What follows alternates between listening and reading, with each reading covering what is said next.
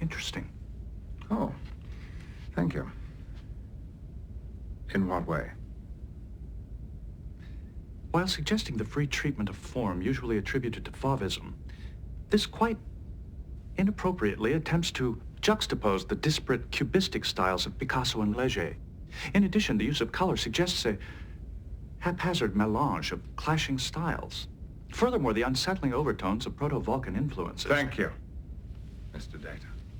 You are welcome, sir. If I can be of further assistance... No, thank you.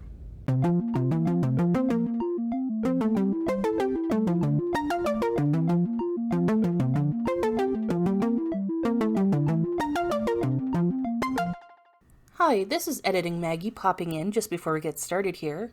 I just need to give a content warning for this episode for discussions of sexual assault and specifically discussions about not being believed and being dismissed and things of that nature. Hello everyone, welcome back to Fully Functional, a TNG podcast. I'm Maggie, joined by Jeff and Dory. Yo. Jeff and I are huge Star Trek nerds, and Dory is a Star Trek novice, and we are taking her on our first journey through Star Trek The Next Generation. Today we'll be discussing the Season 3 episode, A Matter of Perspective. Original air date, February 10th, 1990. And as always, we'll take it to Dory for the recap. Okay, so we start off in a painting class. So we see there's a couple other people there, then we see there's Picard, and there is a naked lady, which they are drawing, or painting. We see Picard's work. It's definitely work. So Data comes in, and he, looks at everybody's work and just sort of, gives some critiques, and I would enjoy Data as an art critic. And he looks at Picard's and he just goes, interesting. Yeah. And I just he just shit on his art because and everybody else's he gives these in-depth analysis, and then he's just side eyes Picard's work. It's so good. Okay, so then we're at Tanuga 4. The away team visited this space station. That's with this guy, Dr. Nil Apkar, who's trying to create this thing called Krieger waves. That's some kind of new power source thing. So Riker was on this group. He arrived, and apparently it maybe didn't go so well. And he was still on the spaceship, and he's like, okay, bring me back. And oh wait, they asked Geordi, and Geordi's like, And so he's like, okay, bring me home. So O'Brien is now struggling to get Riker, and I'm just in my capital letters just, O'Brien, you have one job. Get Riker back here. Oh yeah, and then the space station fucking explodes. Mm-hmm. And so for a good second, even though I knew Riker would be fine, he's just takes a good chunk of time for them to actually have him appear on the ship. And I was like, thank you. O'Brien, what the fuck? Did you notice that as soon as O'Brien explained that the station blew up, Riker turned to the camera, did an incredibly dramatic look? Yeah. Oh yeah. Because my first thought on that is, in universe, isn't he just staring at the empty transporter pad? Yeah. Is that going to show him something? I would guess that's the direction of where the ship, the station was. But yeah, that dramatic turn, it was that, the dramatic gopher or hedgehog, hedgehog, dun, gopher, dun, or dun. Yeah, that's what it made me think of. I kind of get it. I feel like it's less, because I made that same observation the first time I watched, but mm-hmm. I feel like it's less he's looking in the direction of what happened and more oh man, I can't believe I made it. So he's looking at the transporter. That could be, yeah. Yeah. So yeah, Dr. Apkar was still on the ship. But you know what? I have to do my regular thing, and I have to call him Dr. Nell. because God forbid I call anybody by their names properly. So Dr. Nell was on the station still, and he has now died. So rip to Dr. Nell. Sucks to be him. Sort of. Yeah. So then Riker looks very sad. And he just goes like really quiet. And I was like, this is almost like not uncomfortable, but like weird, like not weird. I don't know how to describe it, but just like unsettling of like how quiet he is. Because to me, like Riker is like kind of like a big, kind of teddy bear person, if that makes sense. That's pretty accurate. And then when he gets really quiet and sad like that, I was like, oh no, this is not right. What is? I don't like this. Who hurt you? Yeah. And then we meet Chief Inspector Cragg, who's got the same haircut as like one of the guys in A Flock of Seagulls. Oh, yeah. That band. And he's like busts on and he's like, hey, we're here to arrest Riker for murder. And everybody's like, gasp, shocked. Oh and no, a murder Picard's most like, foul has occurred. And then Picard is like, maybe we should talk about this in private. Riker, you're in charge, after literally just being accused of murder. And everybody's just kind of like, what the fuck? It's so awkward. Riker just like goes down to like the lower section of the bridge and everybody's just like, awkward. They all give him a quick look like, yikes. But here's the thing, like, if any of them know, like, how could anybody doubt Riker? How could, like, they know Riker. Because the evidence is there. No, it's not. That's the thing. It's truly fucking not. Yeah, but they didn't have another explanation. Yeah, but all they're told is he's accused of murder, and immediately everybody's like, Riker? Murder? Possibly. I just, like it's in 1 second. I was like, how do you guys just... And I also was like, Worf, you're always Team Riker. What the fuck happened? How is Wesley the only one who's Team Riker? Like, right off the bat. I was like, thanks, Wes. I guess it's you and me trying to prove Riker's innocence. But I guess they're like having their doubts because everyone knows, like, things didn't go well down there. Yeah, but do they think really that Riker would murder someone because they didn't get along? I don't think it's so much that they actually suspect him, but like that's a shocking accusation to begin with. Yeah, but I don't know. Like I just found the way that everybody reacted was just like, I don't know, like everybody wanted to step back from him. Well, look at how Riker reacted. He got genuinely really mad. He seems more like scared and upset than like anything, but anyways, okay. So then Chief Inspector Cragg goes to speak with Picard in his ready room, and Cragg asks Picard, are you close with Riker? And he just like kind of avoids the question, but I was like, Picard, answer the question. How close are you with Riker? We need to know how much your love stands true through this moment of dire shock. Yeah. So then he asks Data to come into the ready room to prepare. Oh, so basically, Cragg wants them to go down to the planet to like do the trial and shit. But Picard's like, or we could do it here, so we don't have to build more sets. So they. Yes, this is actually called a bottle episode. Yes. Oh, yes. I'm. I mean, they have to build the a space station set. No, the space station set was built on the what do you call it? It was built over top of the 10 forward set. Oh, okay. Yeah, it's just a retrofit. Because like, I would think that if they went to the planet there, they would have had to have multiple sets of like. Yeah. But this way, they could just stay on the ship. So yeah. They well, what decide it technically is a hearing in order to determine whether Riker should be extradited or not. Oh yeah, if there's enough evidence to be like, yep, you're going to the planet. Yeah. So basically they take people's testimony, and by people's testimony they mean Riker, Dr. Nell's wife Manuela, and his assistant Tana, and they basically do like hologram shit, and it takes like they're there for 18 hours. The timelines on this show are truly hilarious. And so they have that all set up, and then Troy, Riker, Picard, and Chief Inspector Cragg I just call him Crag. Why am I making this more difficult for myself by calling him by his full title? So they go into the holodeck and they're like, Riker does his little, like a statement. And now we watch Riker's version of the story. So Riker's version of the story basically is like him and Geordi are on the space station and we meet the assistant Tana and she's wearing a shirt that basically looks like a bunch of ribs attached to it. And he's basically... You could say she's ribbed. Oh my For your God. pleasure. Ew. Boo. Ha ha! So Dr. Dr. Nell from the start is like, because I keep wanting to call him Agpar, but that's not his name. It's Okay, Agpar. Admiral So Akbar. Dr. Nell. It's a trap! Yeah. So Dr. Nell from the start is like, you guys are fucking here 3 months early. We're not fucking ready for you yet.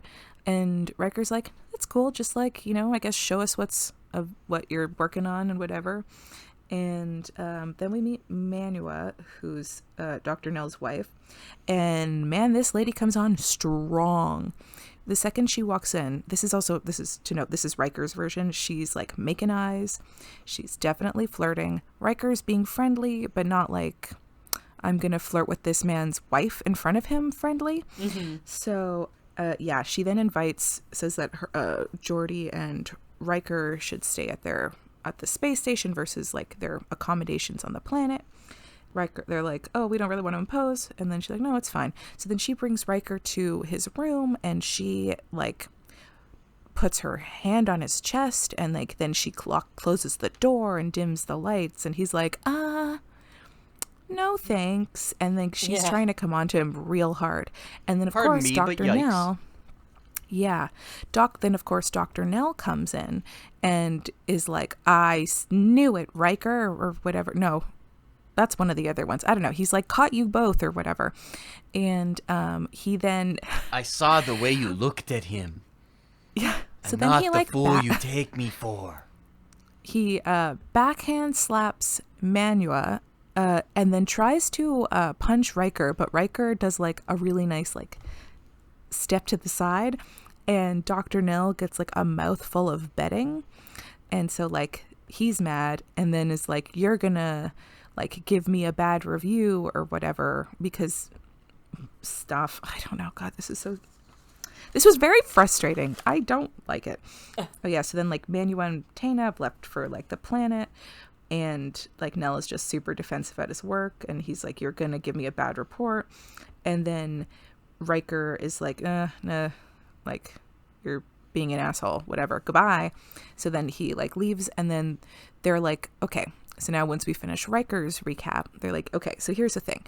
There was like some kind of power, energy burst or whatever or energy pulse, whatever at Riker, where Riker was standing before when he was leaving the ship. So they're like, he obviously fired a phaser, at Dr. Nell. And it's like, are you guys, there's literally like. Are you high? The amount of jumping to conclusions with like very obvious multiple kinds of evidence, like you're presenting with like, okay, an energy source. Where, in what world does that just like, there's so many different things as we know, like that is a result of this energy source. They're immediately like, well, there was like a pulse, therefore Riker shot him in the fucking face or something. Okay, the energy source came from Riker, which it came from the spot. Not Riker. It came from the spot where Riker was standing. Yes, because it started there, the only logical conclusion in that is that Riker fired a weapon because he's a human being without any other way of creating an energy pulse from his position. But they didn't actually investigate any of that. They just decided that without looking anything past that was because they it was needed the only more information. explanation in that particular position. Yeah, it just to me is like lazy investigating. But Okay. Anyways, so then we go to Worf detects some kind of like radiation burst or whatever on the ship. So they're like, let's go investigate. And they're like, what the fuck is this? Weird. And then now we get to Manuela's simulation. So Manuela, her version is that from the start, Riker is like flirting with her hard and she is perfect, says all the right things. She's right no matter what. Her husband adores her.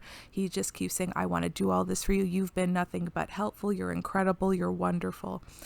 And just like, she's right, blah, blah, blah. I mean, from the alien's perspective, that's exactly what Riker did as well. He just, told the story that made him out to be the only one who could possibly be in the right. And, like, they don't know him. So... Yeah. Well, that's like, I'm just saying, she tells the story like that. I think it's like, the whole point is, like, everyone tells the story that makes themselves look the best. Yes. Yeah. Except there are some things in some of these stories that just are never fucking addressed later. Yeah. That make me really mad. So, okay. So then in Manua's version, Riker invites himself to stay at the space station. And Manua's like, I don't know. I mean, like, it's not the most luxurious of places. And he's like, it's fine. So she brings him to the room and she's like, it's modest. It's my ghetto. It's like my sanctuary, whatever. And then Riker, like, fucking assaults her. In her version, it is like he grabs her arm and he's like, it's very upsetting. Mm-hmm. And it's just,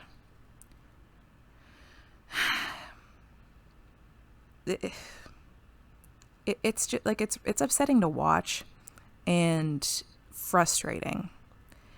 And then then what's his face? Dr. Nell comes in and he like goes to hit Riker, but then Riker starts fucking punching him in the stomach. I was like, holy shit. What the fuck? And then so like Troy's in there and I'm like, Troy, you're like nothing. There's like nothing that she can sense in any of this stuff that's like anything, but she's like, well, Manua thinks this is the truth, so like she's not lying. So it's like, okay. And then we have so like she goes, what's the line? So Riker goes, we can't both be telling the truth. And then Troy goes, it's the truth as each of you remembers it. And then Riker goes, but her version puts a noose around my neck. It's like, yeah, fair, yeah. So then the other Enterprise shit is like, there's another burst of radiation, this time in sick bay.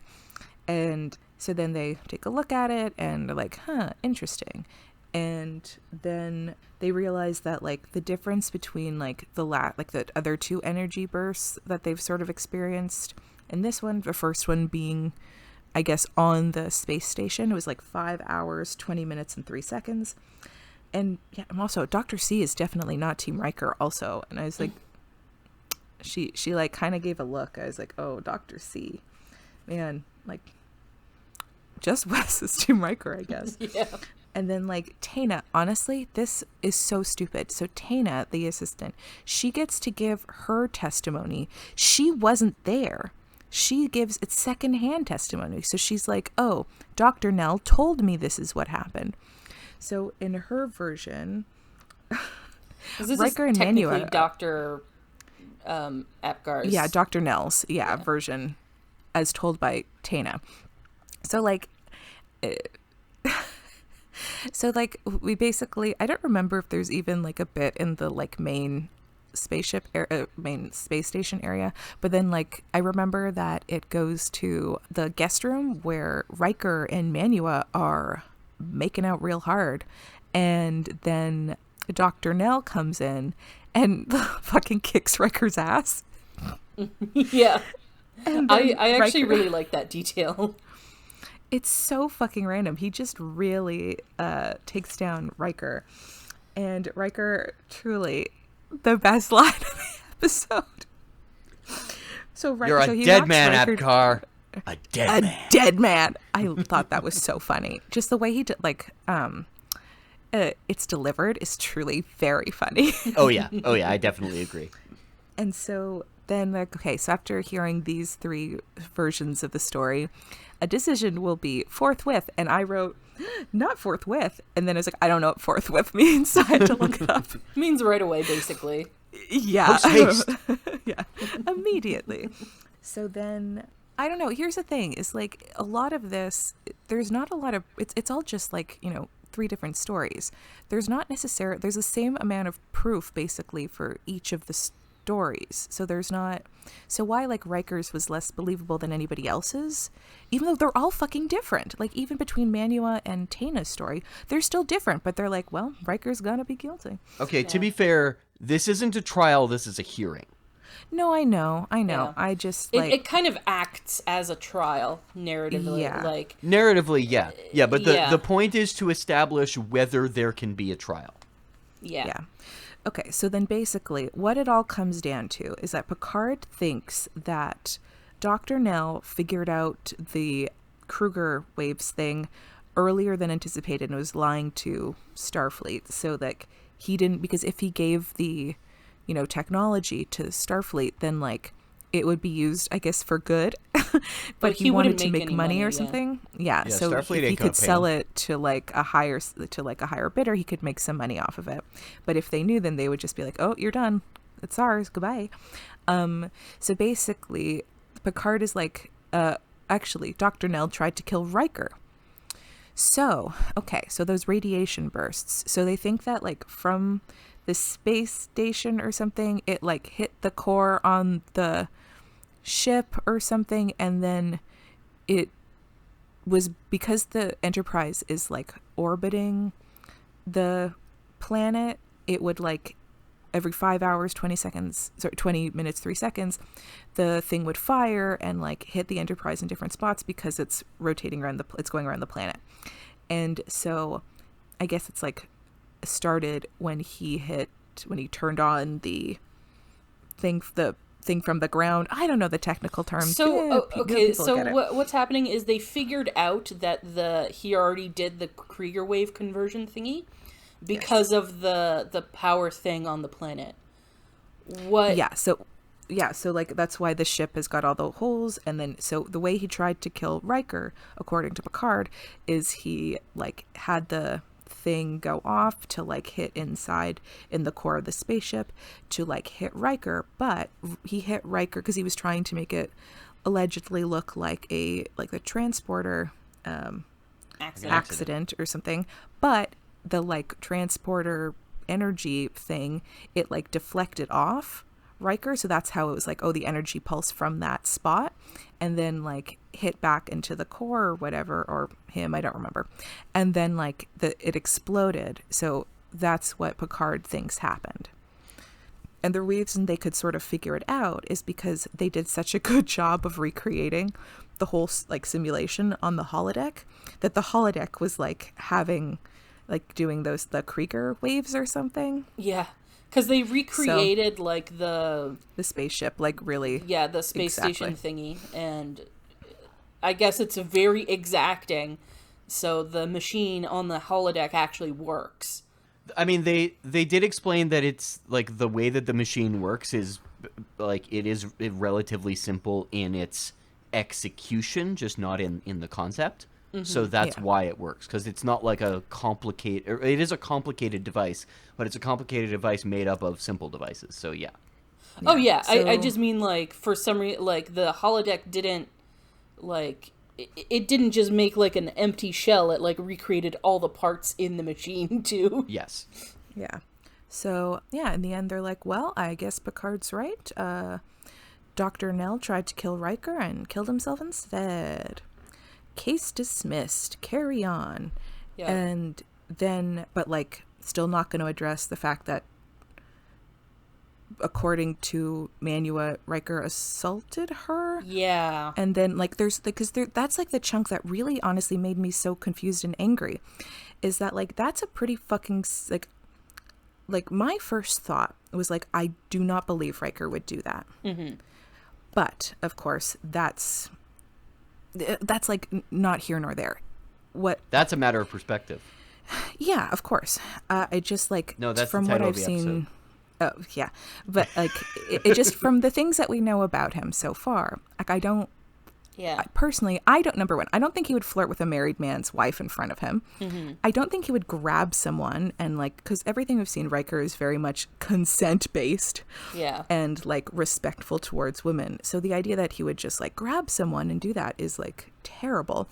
But of course, I'm not gonna like, I don't like, it doesn't sound like, it doesn't make sense in my head. But also the fact that Manuela just has said like, oh, he fucking assaulted me, and then nothing like there's not even nobody, they don't go back to that. And then in Tana's version they're like, they don't look into okay that, that they were like, they were kissing, so like, but none of that's addressed. So like two different people said that like he, like nothing, like that's the part that just is like, you completely jumped over three different people's account of something that is like fairly bad. Like for Riker's perspective, like she was trying to assault him.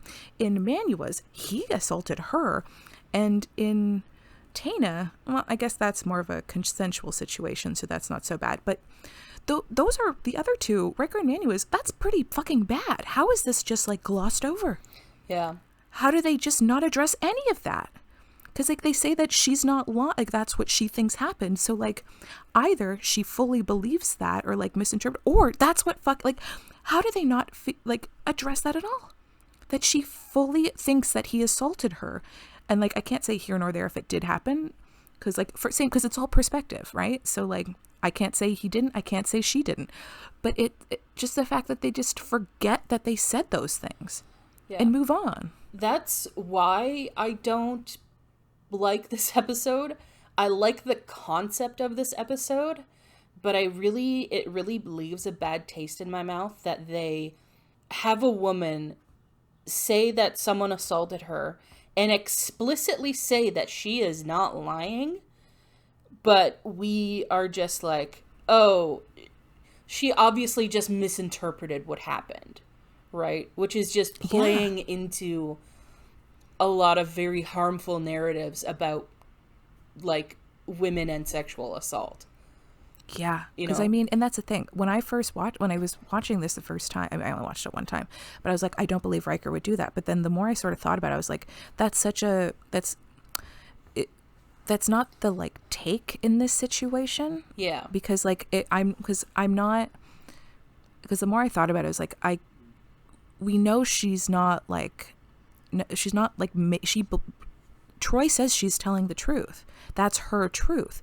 Therefore, to like, I can't picture Riker doing that, but that's sort of the thing that I suppose comes down to a lot of like with assaults, and is that it's people that other people know that they're like, oh, I can't see that happening or whatever because I know this person. It's like, yeah, you know this person from one angle. You don't know them from all around. So like. Yeah, because you honestly never know. Like, yeah. And that honestly is going to change the way I feel about Riker going forward. Because prior to this episode, I had such good like feelings about him that my first thought when I was watching this was like, I don't believe this for a second. And then by the end of the episode, I was like, well, fuck. Nobody said none of this happened. So like, what if he actually could have done this?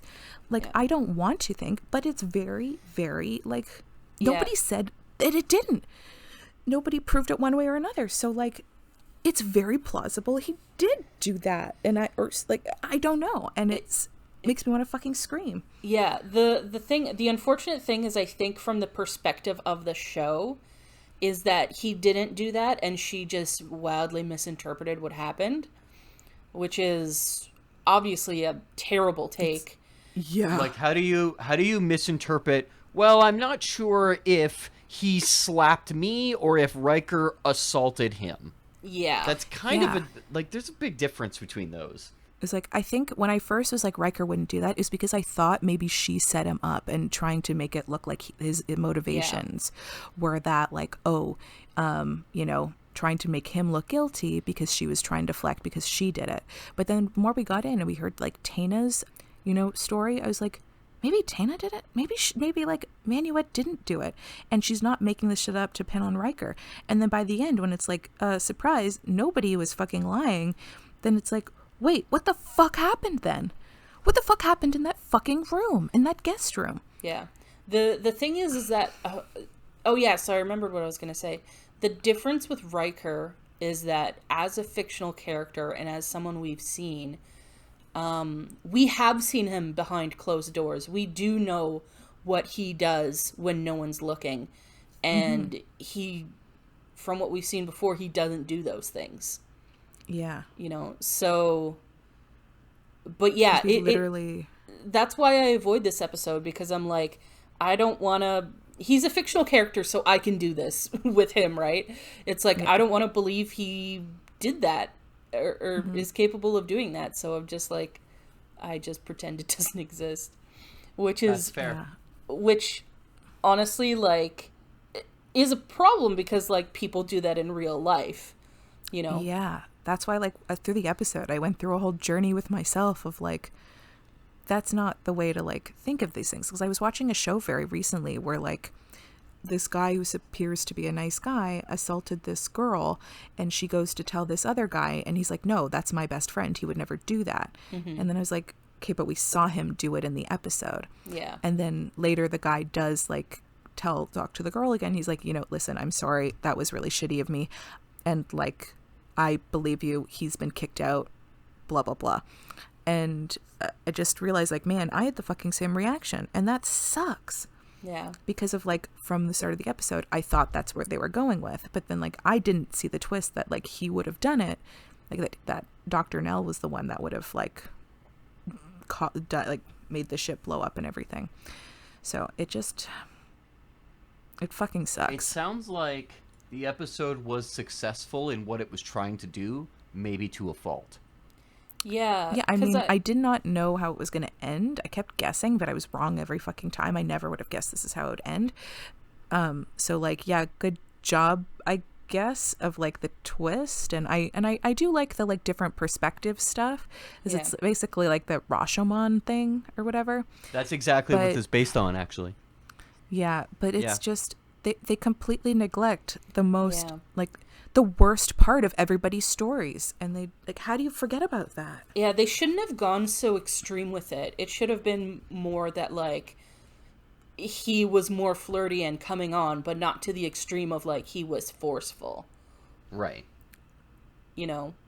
Like, maybe he crossed a line in that he was, like, too forward or whatever, especially with someone who's married.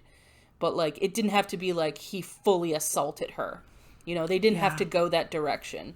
I think the reason that they went in that direction, and actually the reason that he, if you recall, in the middle of that happening, he stopped it and went, and he was outraged at how ridiculous it was. Yeah. And I actually made the comment that this is, like, comical villainy from Riker.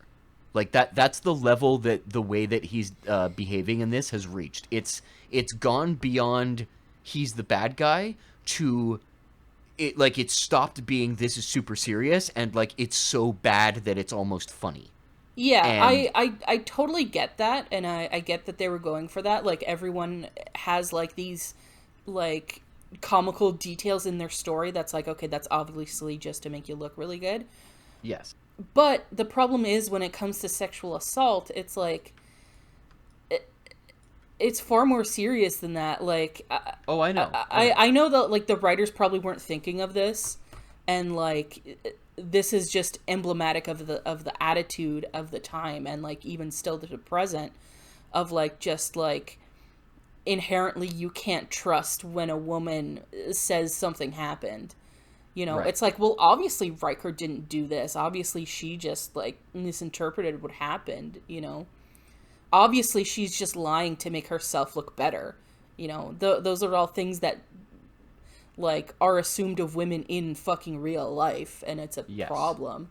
Yeah, you know, regularly.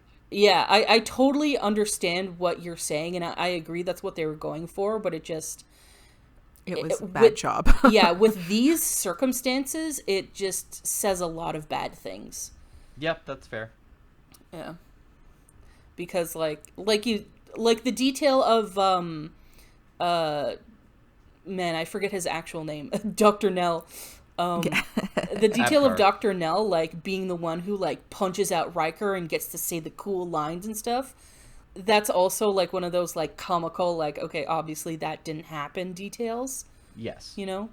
But of course, that's the way that he described it to Yeah. embellish himself. Yeah, I think they could have made it more comical with Riker's side without it going into assault territory. Yeah, that's fair. It could have been like him like saying really cheesy lines and stuff, or being like so overly flirtatious and shit, like without it crossing the line into like he's assaulting her. Yeah. You know, so I just think they could have done it a different way. And like Dory said, it changes your view of Riker, because they explicitly say that she is telling the truth from her perspective, Yeah. you know? So yeah, the idea that like somebody could, like, that's like a really huge leap to go from like, I don't know how to describe this. It just, Because they From imply his- Riker's telling the truth as well. That yeah, he's not. because yeah, Troy says it's both. It's your truth. It's both of you are telling the truth. But it's like their truths are so far, like so different in that one scene. Because like the other stuff, it's like, okay, yeah, but the more like the most distressing part is the guest room stuff, and it's so dramatically different that it's just like how can one be, how can both be the truth? Yeah. Because they're so like, one is Riker's being like, she's attempting to assault Riker, and then in hers he fucking assaults her. Yeah. He like fucking how- grabs her and shit, like. So like how can they, like, there's, I mean, I don't know how to even like go on with that, Yeah. because I'm not gonna like, because we know that she's telling the truth, we know he's telling the truth, so like how far, like what actually happened that this is what they both come up with. So like it's just so frustrating, because like and you know what also is the most upsetting is like in Manuela's, her story, this is what happened to her. So if this is like this is something that happened to her, she's probably fucking traumatized. Like this is something, and then nothing happens. Yeah, and you can see clearly that she's upset. Yeah, and so then what does that mean for her? Like nothing happens. So for her story is that Riker assaults her, and then people are like, well, no, Riker was, her husband tried to kill Riker, so sorry, lady, your assault means nothing. Yeah. So this was just bad.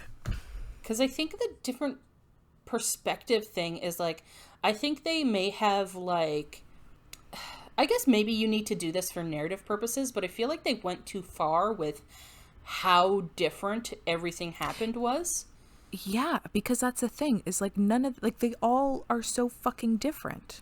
Yeah, because So like how can you say all, like, sorry, I'm angry with this. I don't yeah, because like I think you can have wildly different interpretations of what happened, but it's usually with like similar actions. Like, so the example I've thought up in my head is like, let's say like in Riker's version, like she's coming onto him and he like just puts his hands on her shoulder and like gently like pushes her away, like no thanks. And then in her version, it could be like they're like, he comes up close and he like shoves her away, you know. That's at least like sort of a similar action with different interpretations. yeah, that would make sense. Whereas what they did was like, she's like climbing all over him in the middle of the room, and in her version he like bangs her up against the wall or whatever. It's like, I feel like that's too different. It's too different. Yeah. It's like not even perspective. It's just like completely different stories. Mm-hmm. Like I said, sorry. No. Sorry. I was just making a point of like that I really enjoy the concept of this episode. I think it's a really good idea. But unfortunately, this part of it really, really makes me not like it. Perhaps perhaps, Maggie, if you enjoyed the concept, then we can get together and watch Rashomon, because that is what this is all based on. Yeah, That's I've never seen it. Kurosawa film, and yeah, it's quite excellent. The only reason I know this shit is because like I've seen so many shows do this sort of thing. Mm-hmm. Like for me, so the original CSI, they have an episode I think in season 6 where it's literally called Rashomon, and they talk about the same crime. There's like a murder at a wedding, and like to me that was done really well. I mean, that's I think the first time I ever saw anything with that, where it's just the same event from different point of views, but yeah, everything's still related, and there's like, you know, interpretations, but there's not like vastly different, like, you know, events, yeah, things that happened. So that's why this is just fucking infuriating. But also it's just dismissed at the end, like nothing happens. They're just like, well, everyone's telling the truth. Dr. Nell killed himself. Bye. It's like, wait, but what about this really, really important, sketchy thing that was brought up? No one's been a look into that? Yeah. It's just, it fucking sucks. Yeah, it just leaves a shadow over the whole episode. Yep. And now it like makes me like truly, I don't know, makes me second hits. And I think I think like my thoughts of Riker kind of permanently changed because of this episode. Mm-hmm. Because, like, I don't know if I can always, like, because, like, even in past episodes, you know, when what's-her-face, the ageless lady who killed that other guy, I can't remember her name, who wanted to cook for Riker, but they don't need to cook. I don't remember what her name is. Anyways, but she's like, you know, you can do whatever you want to me. And he's like, oh, I'm very much with consent. But now it's like, I want to believe that's still true, but at the same time, there's like doubt now, or just like, I don't know. There's just like a little like taking everything with like a grain of salt in a way. Yeah. Because like I don't know what to take from this episode. Like Riker is no longer the himbo I thought he was. Yeah, and that's why I said like that's why I don't know if I should, but that's how I justify it in my head, is that like, this is a fictional character, and from the perspective of the show, he didn't do these things, and we've seen what he's like in private with women, and he doesn't do those things. I think that's a thing. But also because Troy said she's not lying. Yeah. So that's the part that gets me, is like true. Like, I mean, the only reason I thought I believed him right from the start is because I thought she was going to be the one making it up. So to pin like the murder on him, because like so many things is like the spouse kills the other spouse or whatever. But then once we sort of get into it, then it's like, oh, no. Once it was kind of established, okay, it's not her, then it's like, oh, fuck. Well, there goes my 100% belief in Riker's innocence. Yeah. Because that's a thing. If they, like, they said Troy said she's not lying. So. Yeah. It fucking sucks. Like, I mean, I know this is like obviously a product of its time, but it fucking sucks that in this time, in the 90s, that this could be so easily just, I mean, I know things are just, still assault can be like passed off so easily now, but this just seems especially like callous. Yeah. And that fucking sucks. Because yeah, the trial, like the thing was about whether or not there's evidence of Riker committed murder. But then the idea that maybe he possibly, like she said that she's accusing him of a different crime, but it's like, that crime doesn't fucking matter. Yeah. So. Well, okay, that was her deposition, but that wasn't what was being brought to trial in the first place. Well, no, I know. Like, yeah, yes, but she it's is just adding like something in another accusation within that. Yeah, but the episode doesn't address it. They just never go back to that. That's the thing, is they just toss it away. Yeah. So and that's something that should be then. Yeah, I understand that not coming up again in the hearing or the trial, but like there's no private conversation about it. There's like, you know, Troy doesn't talk to Manuela, or like, you know, there could have been a way to like address things, you know. I mean, Yeah. I don't think they should have gone there in the first place, but you know, just to leave that unresolved is really, you know, Because also to suggest that Riker, like, was capable of that sort of behavior, and then Troy to be like, yeah. It yeah, was like, because at the same breath, she's like, I don't believe you would do something like that. But then she's like, but she's also telling the truth. So it's like, you can't have it both ways.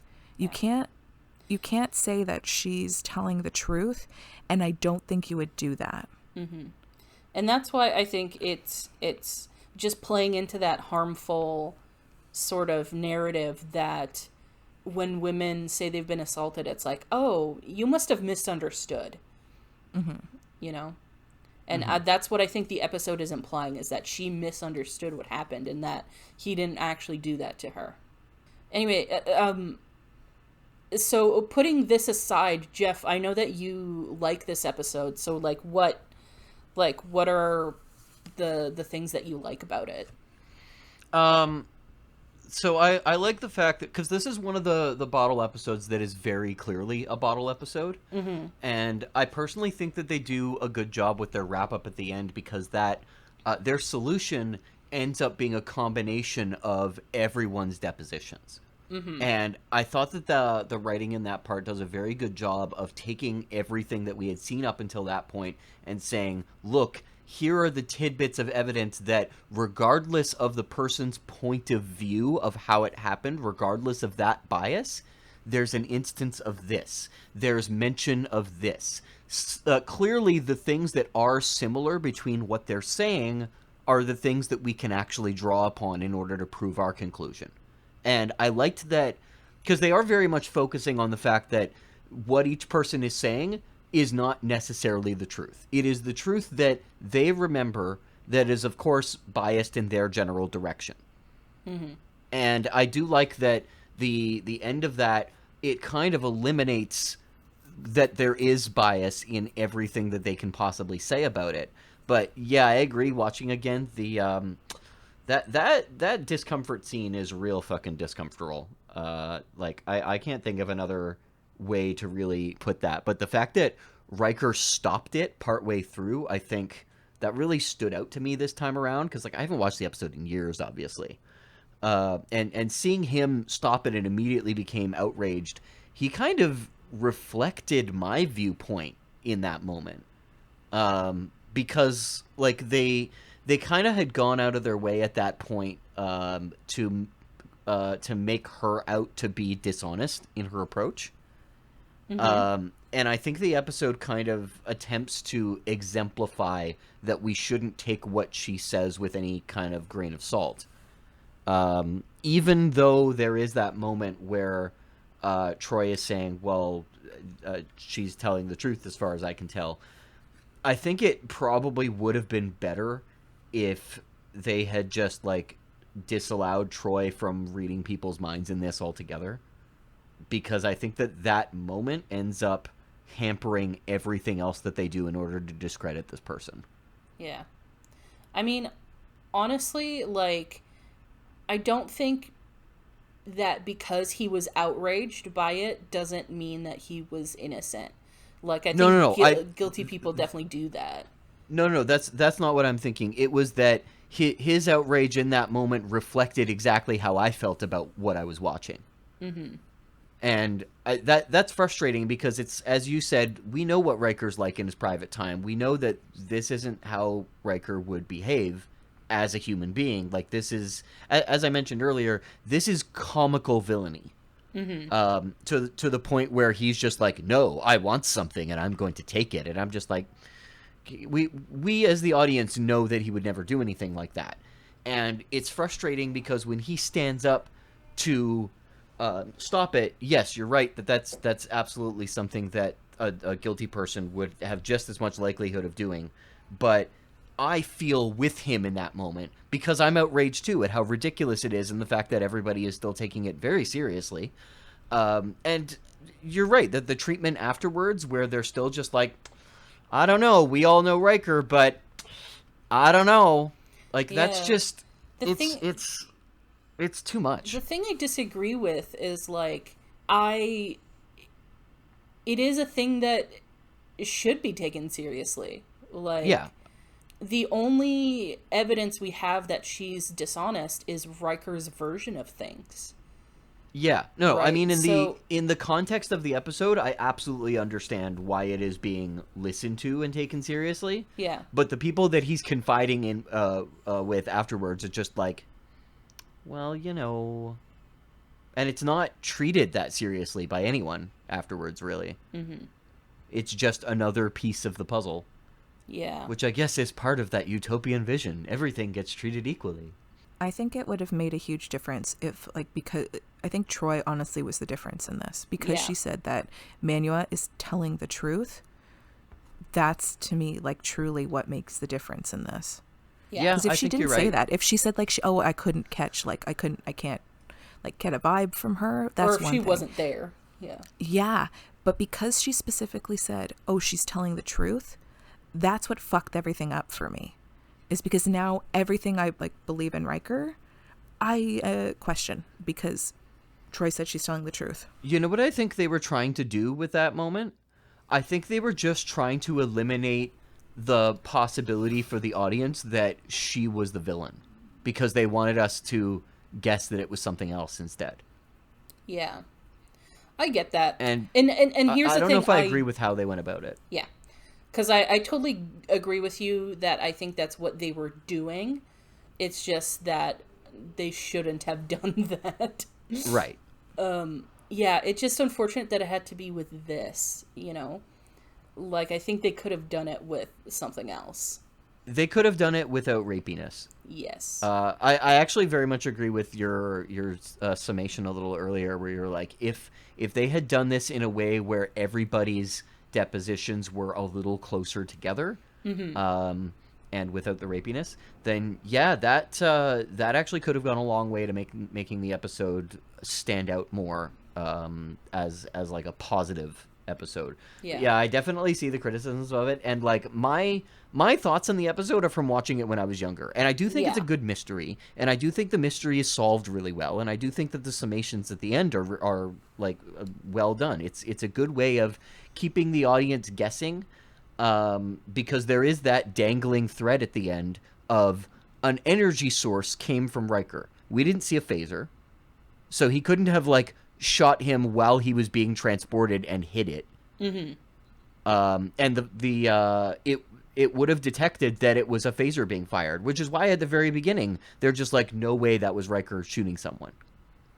So like that little piece of evidence was dangling for the audience that entire time, and like I like that bit of it. I think what the episode does well in terms of writing, in terms of pacing, in terms of keeping the audience guessing, it does do really well. But I definitely agree that the context that they left is not as positive as I thought about it, 5, 10, 15, 20 years ago.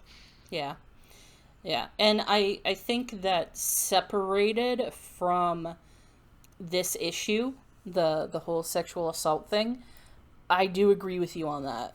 That I do, I mean, I think like a criticism of the episode that doesn't involve the sexual assault thing is that I do think everyone's version was too different. Yes. Yeah, I agree with that. And that's like, and I would think that regardless of that detail. But yeah, like I said, I agree that I do like that the conclusion came from these details that were sort of consistent throughout each person's version. I thought that was cool. I thought they came up with a interesting solution to things.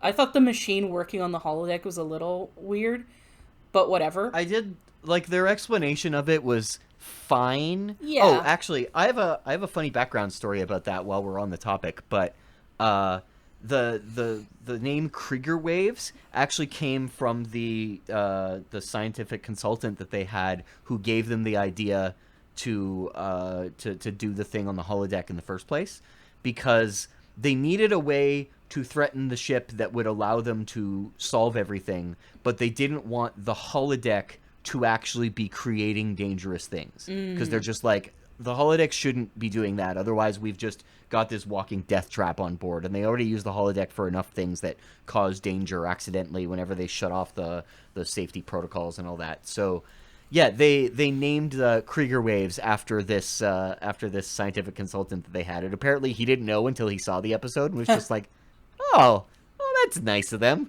Yeah, that's cool.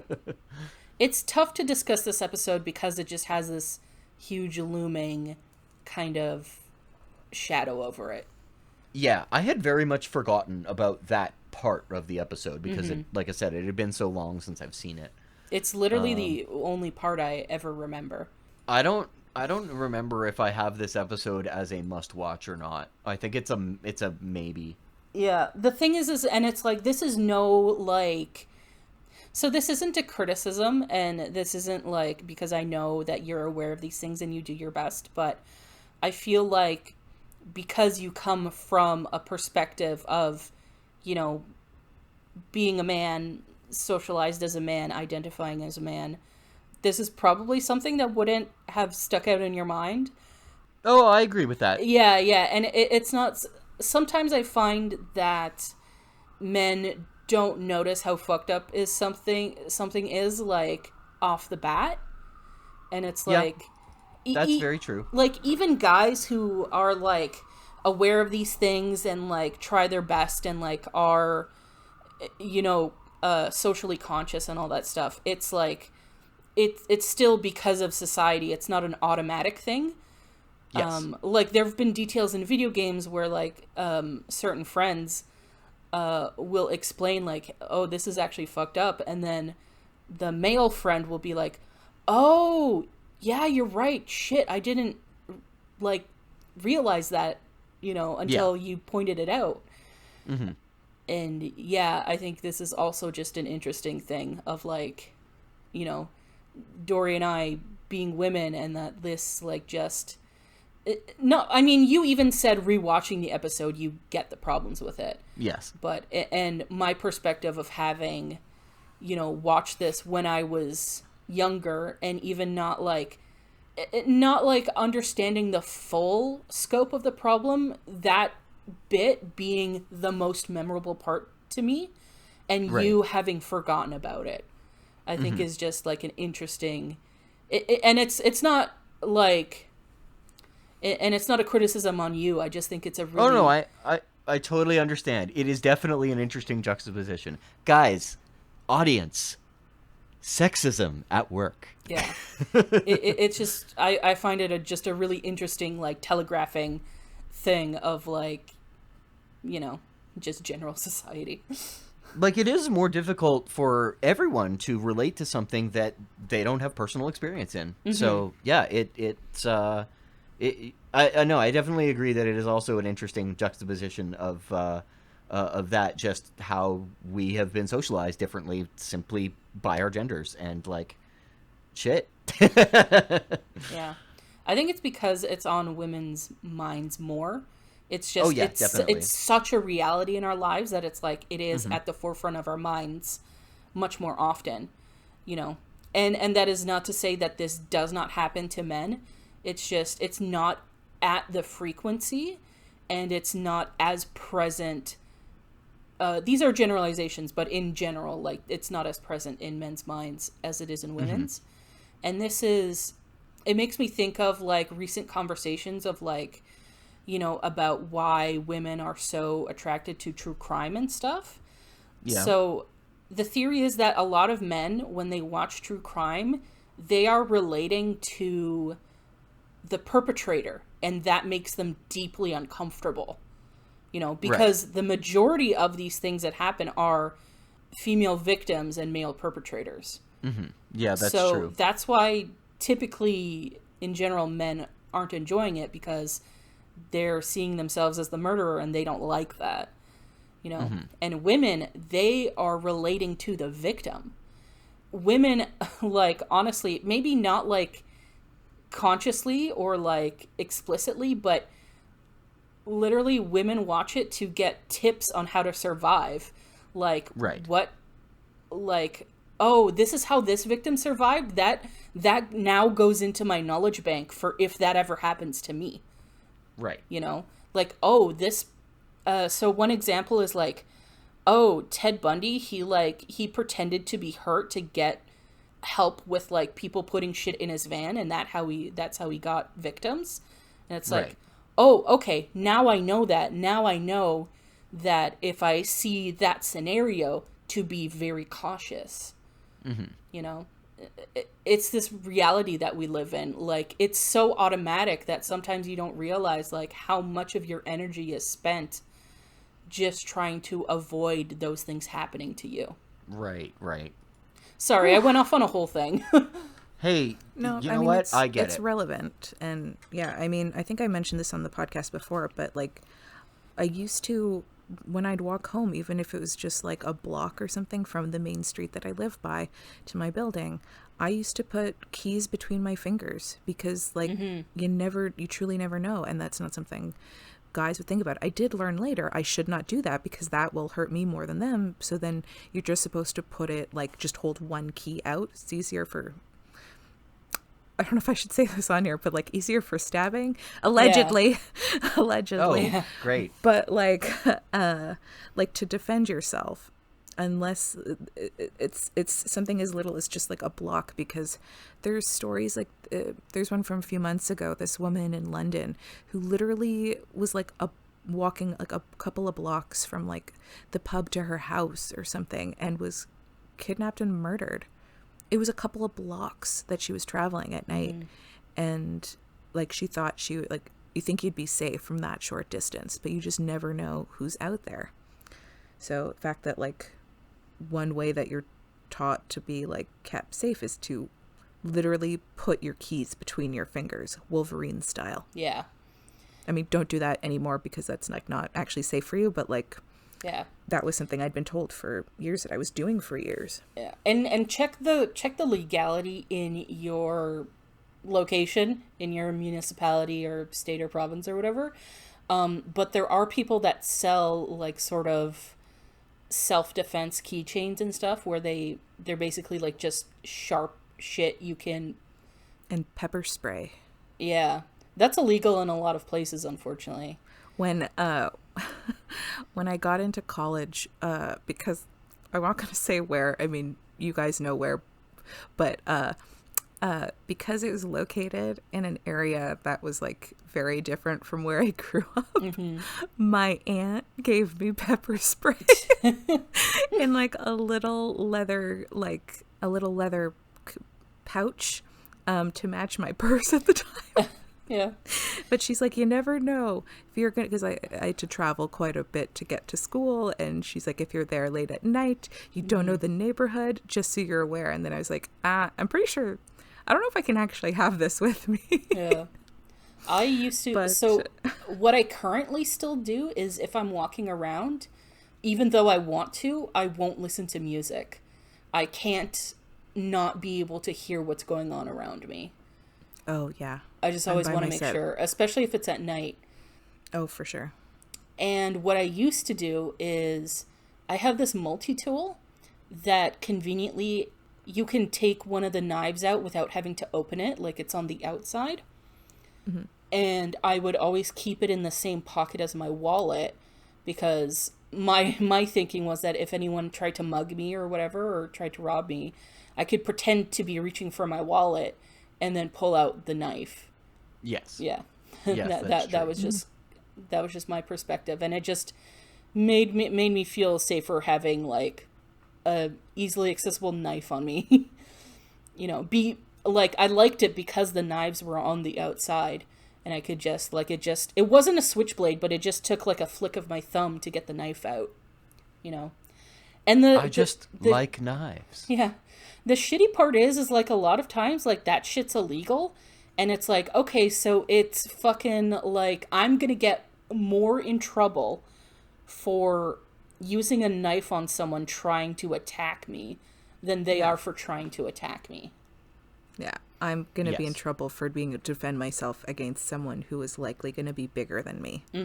So I'm just supposed to count on knowing how to defend myself against someone who is bigger than me and stronger than me. So like, And the thing is like but I'm the one who would get in trouble for that. Yeah. The thing is though, like, unfortunately, even if you have self-defense training and all that stuff, it won't necessarily make a difference, you know, when you're in that moment. So that's why, like, all this, like, we'll learn every woman should learn self-defense. And it's like, you know, I think that is an important skill and stuff. Like, I think that's unfortunately, like, a good tool to have. But it won't, like, you can't count on it. It won't necessarily save you. Like, for people to pretend like this is just the answer, like, take self-defense classes and then you'll be all right. It's like, that's not true. What if someone has a gun? Yeah. Is, like, your punch real, or, like, are you even going to get close enough to be able to, like, kick someone in the balls if they've got a gun on you? Yeah. That's not likely. Yeah. So although it's just... I do always remember the things from Miss Congeniality. Oh. Yeah. Oh, that's a great movie. Yeah. Because I specifically remember the heel of your palm up into someone's nose. Yeah. Although apparently you can kill someone that way. Like, if you do it wrong, like, you can shove, like, their bones into their brain. Yeah. Yeah. Yikes. Yeah. Just, like, can we teach people to, like, fucking leave people alone? Yeah. Because then, like, I don't know, like, people accuse, like, I don't know. It's just frustrating that the amount of precaution that people have to take because other people think they are entitled or, like, or deserve or just of someone's time and attention. Mm-hmm. When it's like, fuck off. Yeah. You, like, don't deserve anything from anybody. Yeah. And, like, if someone says no, fuck off. Yeah. Because it's just... I think we might have mentioned this on the podcast before, but there was, like, a questionnaire of, like, for women of, like, if men disappeared for, like, 24 hours, what would you do? And, like, one of the biggest answers was, like, I'd go for a walk at night. Oof. You know? Yeah. So that just, like, women literally plan their lives, their day around this stuff. Like, that's how deep it goes. It's like your route to work, your route to the grocery store, like, oh, I have to walk past this construction site today. Maybe I shouldn't wear this. All this shit. Yeah. Like, it goes so deep. There's a lot of details and stuff that people, like, have to take into consideration and other people have no idea. Yeah. And then we're called irrational for all the fears that we have, like, well, this might happen with this person, when it's like, you know, wait till you have some stranger come up to you in a public place asking you questions that are incredibly inappropriate or getting very close to you and you don't know, this is a stranger. Yeah. And, like asking you very personal questions. Or coming up right behind you and, like, breathing on your neck. When that happens to you, like, let me know and tell me that's, like, an irrational concern. Because from experience, I don't like it. Yeah. And I think some people, especially men, do not understand that a seemingly normal, nice dude can turn into a fucking psycho at the drop of a hat. You know, I can't tell you the number of times I've been having, like this guy seemed like a perfectly, like, reasonable, nice person. And as soon as there was any rejection or, like, I didn't want to talk to him or whatever, got really mean and angry. Yeah, there's that saying of, like, and I'm sure I've mentioned this on the podcast at some other point, but there's a saying that, like, a man's worst fear is being rejected and a woman's worst fear is being murdered. Yeah. So, like, a bit of an imbalance there, I would say. Yeah. Like, what's more serious? What's going to have, like, actual repercussions? I think one is definitely more serious than the other. Yeah. You can't suck it up and move on if you've been murdered. So, yeah. You know, and get over rejection. We can go on and on and on about this, like, you know, for days. So we should probably, you know, cap it here and move on. Not that there isn't more to discuss, but I think it's only going to get more angry from here. Yeah, it's only going to get more angry. We're just going to end up repeating ourselves and stuff. So We should probably move forward. I'll drop in a little bit of backstory about the writing process beforehand, which actually does explain some things. Ronald D. Moore stated that, well, this is one of the first episodes he ever got to work on after joining the team. But the episode is, as he described, I think I mentioned this about one of the other episodes before, a gangbang episode, which is where it was written, they weren't entirely happy with the script, and so the entire writing team went to town on it. Oh, God. Yeah. Okay, sorry. I wildly misinterpreted what that would mean. Oh, Yeah. everybody had sex with the script. No. Yeah. Actually, reading that, I kind of do understand it. Oh, thinking about it, rather, I kind of do understand it. Both Ronald D. Moore and Ira Stephen Bear have actually stated that they each think that this is the worst episode of the third season. Which is weird, because we've seen some pretty bad episodes this season as well. Yeah. So, I don't know if this qualifies as the worst, but I do understand why. Yeah. Makes sense. Anyone have anything else to bring up about the episode before we move on? There's one tiny, for a second, thing I liked. Are we doing favorite moments in this episode? Oh. There's like there's a moment where like Picard he's in the ready room with Crag, and he calls Data in, and so like the door's open for a sec, and then like Riker leans out like he's like a little kid in trouble, and like his parents are having like a parent-teacher conference, and he's like, oh, what's happening? And that made me laugh for a second, because I was at the beginning before I knew what was going on. Yeah. So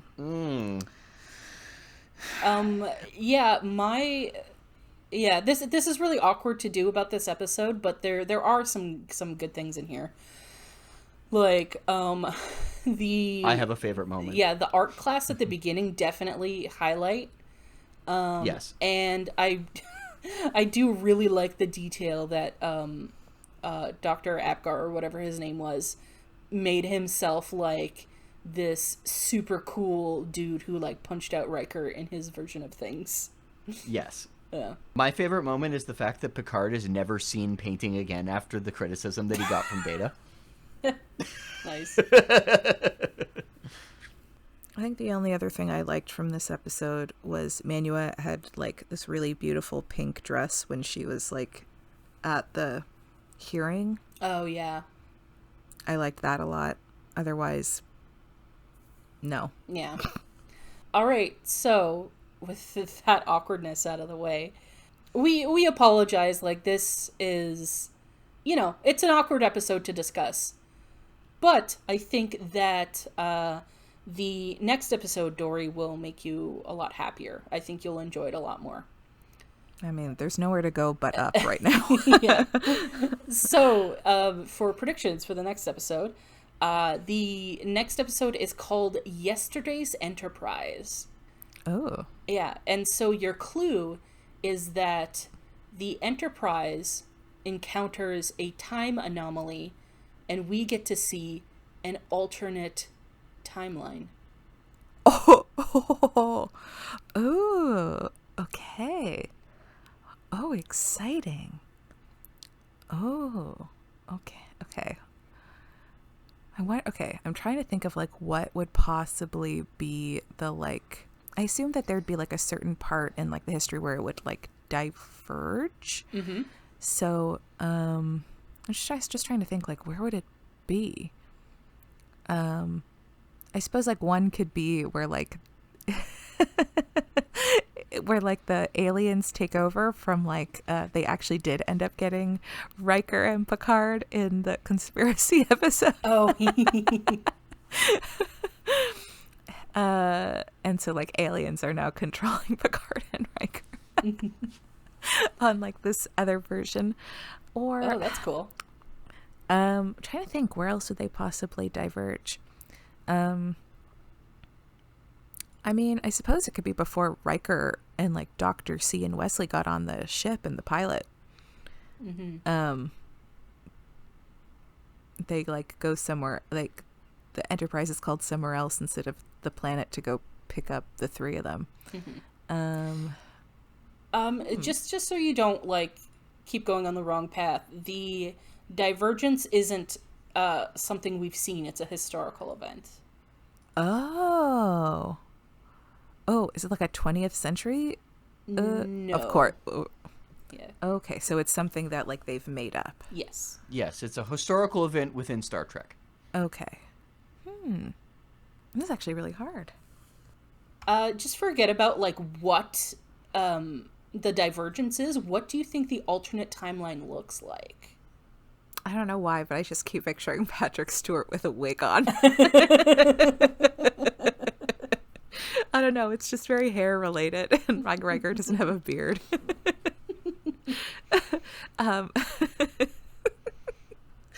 Troy's hair is straight.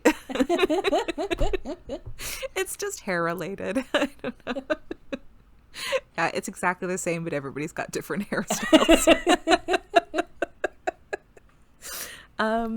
Okay, let's see. Do I want to go like, oh, what if, okay, what if from this like historical event, something like bad happens to like the alternate crew and maybe they're like the evil version? Ooh.